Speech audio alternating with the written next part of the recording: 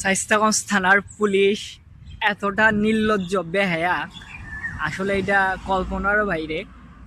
গতকালকে আমরা যে একটা বিষয় দেখলাম, হ্যাঁ, আর টুকাই একটা ছেলে, মনে হয় ওসির ছেলের বয়সের চাইতে আরও ছোট হইব, আর যেভাবে ওসির টেবিল থাপড়াইয়া কথা বললো, আর বললো নিজে স্বীকারোক্তি দিল 164 জবানবন্দি দিল।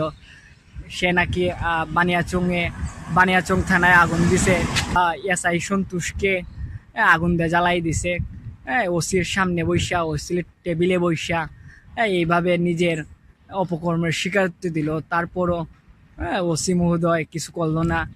আমার মনে হয় যে 24 পরবর্তী সময়ে আহ, বাংলাদেশের পুলিশ এটাই ডিজার্ভ করে, তারা এর চাইতে ভালো কিছু ডিজার্ভ করে না। কারণ হচ্ছে তাদেরকে যেভাবে 24-এর জঙ্গি হামলায় যেভাবে তাদেরকে পিটানো হয়েছে, তাদেরকে যেভাবে ওভারব্রিজে ঝুলানো হয়েছে, হ্যাঁ, হত্যা কইরা, তারপর তাদেরকে যেভাবে আগুন দিয়ে জ্বালাই দেওয়া হয়েছে, তারপরে তারা এটাই ডিজার্ভ করে। হ্যাঁ, তাদের উচিত এখন থানার মধ্যে শাড়ি চুড়ি পইরা বসে থাকা। তাদের চাইতে আমি মনে করি হিজড়াও ভালো, হিজড়ারও ন্যূনতম একটা আত্মসম্মান বোধ আছে। তারাও এরকম কিছু একটা হইলে তারাও অন্তত যতটুক পারেন তাদের সর্বসমর্থ দিয়া তারা চাইবো যে তারা প্রতিবাদ করতে। কিন্তু আমি দেখলাম না যে শায়েস্তাগঞ্জ থানার ওসি বা এসআই যারাই এখানে উপস্থিত ছিলেন, তারা তাদের অপকর্মের স্বীকারোক্তি দিল। তারা এটার প্রতিবাদ জানাইবো দূরের কথা, তারা বরঞ্চ তাদেরকে অ্যাপ্রিসিয়েট করছে এই বিষয়টার জন্য। আমার মনে হয় যে বাংলাদেশ পুলিশের যারা আছেন, এই বিষয়টা সবার জন্যই লজ্জার।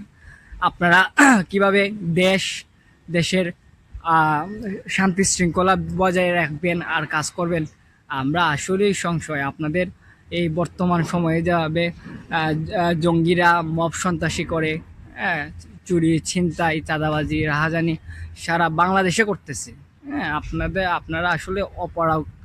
আপনারা যে অথর্ব একটা পুলিশ প্রশাসন, গতকালকে শায়েস্তাগঞ্জের বিষয়ের মধ্যে আবারও প্রমাণিত হয়েছে। আপনারা পুলিশ প্রশাসন আসলে অথর্ব। আপনারা হয়েছেন যে এই যে জুলাই জঙ্গিদের কৃতদাস, তাদের চামচা, তাদের কথায় উঠেন, তাদের কথায় বসেন, এটাই আবারও প্রমাণিত হয়েছে।